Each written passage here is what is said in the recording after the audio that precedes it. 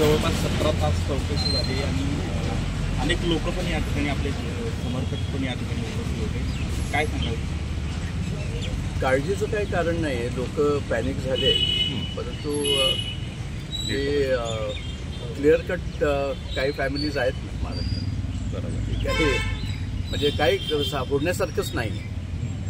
लोकांनी आश्वस्त राहावं की याच्यातून काही निष्पन्न होणार नाही.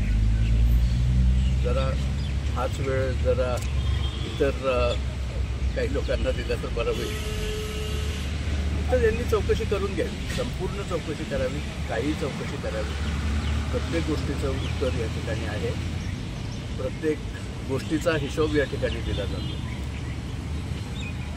जुनी घरं ही महाराष्ट्रातली ही अशा पद्धतीने टार्गेट करणं योग्य नाही. आणि मला तर वाटतं की हा प्रोसिजरचा भाग आहे. बरोबर, ठीक आहे, झालं आहे ते परत झालं. म्हणजे निदान एकदाचं साप म्हणून भोई दोपटत होते ते तरी बंद झालं.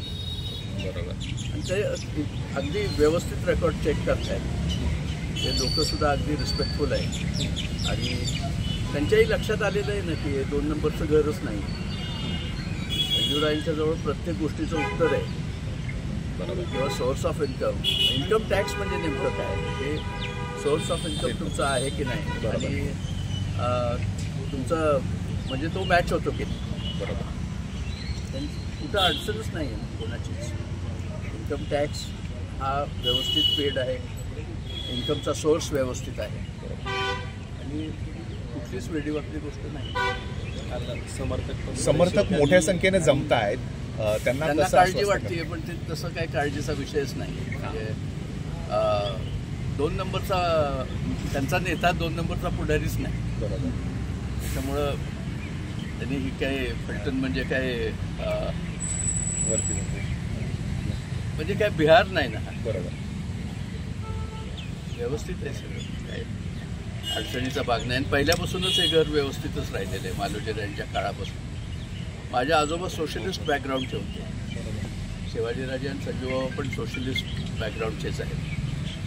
त्याच्यामुळं साधारण व्यवस्थितच आहे सगळं. म्हणजे त्यांना जे वाटलं होतं की काही ढीकच्या ढीक सापडतील पैशाचे वगैरे, तसली काही परिस्थिती नाही आहे इथं.